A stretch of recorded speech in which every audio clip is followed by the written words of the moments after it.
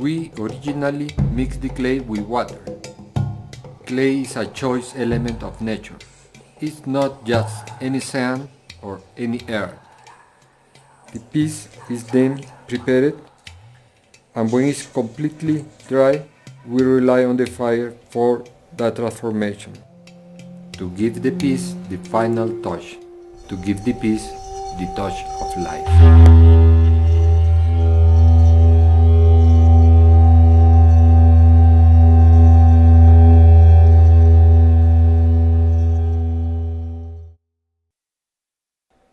Throughout the years, I have been working on an investigation about pre-conquest pottery.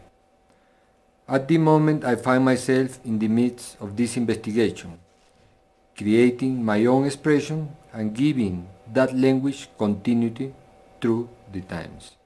We use elements from all the cultures. Right here, there are many Inca and Chancay lines, different representations of the sun created by different cultures, especially the Inca. I have been working with clay practically my entire life. I wouldn't be able to explain why or how. I simply do it. I extract the clay from around here, let's say 200 or 500 meters away from my home. I then prepare it with a special type of quartz sand, in this case the equivalent of a structure. This way it is easier for me to understand the material as a living element.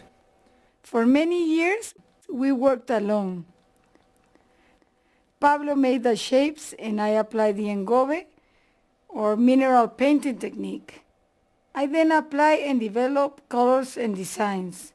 Finding the color is in my personality, and in his, I think the shape, and that was what initially joined us. I remember when I was a young boy, around 8, 9 or 7 years old. I saw a vaquero or grave digger in the main plaza in Piura. I was very impressed at what I saw, and since then I kept asking myself how these pieces of such excellent craftsmanship were made. The year passed, I studied architecture, I arrived in Cusco, and that is when I started my investigation. I was overwhelmed with anxiety of waiting to do a replica in the same manner that the ancient Peruvian had done it. I found 3 techniques used in the ancient Peru. The mold is the most impressive because they manage mass production of the pieces. The clay rolls is a technique used widely by most cultures to make pots, and of course sculpture, which is also a widely used technique of simply constructing the pieces. We use the designs with more liberty now. We don't make reproductions or exact copies anymore. Instead, we use details from all the ancient cultures of Peru. In the time of pre-Columbian Peru, there existed many cultures and many kingdoms, and the last of all was the Inca, who conquered all these other small cultures and unified them in a great empire. We studied the expression of each and every one of these cultures. When I started my investigation of pre-Columbian pottery, I found that there were not 5, 6 or 7 cultures. There were 20, 30, 40, and who knows how many more that developed in Peru. As the craft developed and with the necessity of using the designs on different objects and the incorporation of laces, simply to get to know different materials, we started designing utilitarian pieces. Now, and after many years, we have realized that through these objects, people get to know our work and they are very happy with these pieces. The technique of polishing or rubbing the surface with a very fine stone was known by all the cultures. It consists of rubbing the surface with a stone to compact it and then achieve a fine soft finish. It is used even over the colors or the designs. It is done before the piece is fired, therefore also helping to fix the colors. About the people that work for us, they started coming due to the necessity and demand for the product.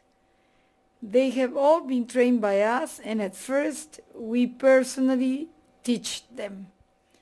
I train the women in the colors and designs, and Pablo trains the men with the lathe and the shapes, which is what he enjoys the most. I think that a workshop is born when everyone respects the other's function.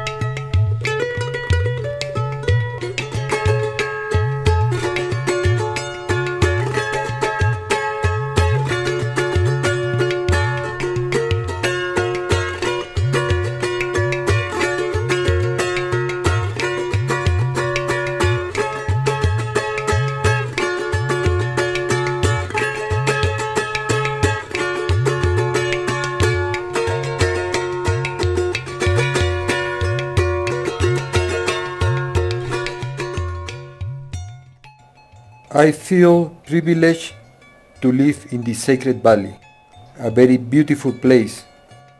I am practically in love with the valley. And not a day passes that I don't admire, that I don't feel fortunate to be surrounded by these mountains, this light, this greenery. What this investigation and personal expression is achieving for me is the fact that I can share the satisfaction that I gain from working with clay.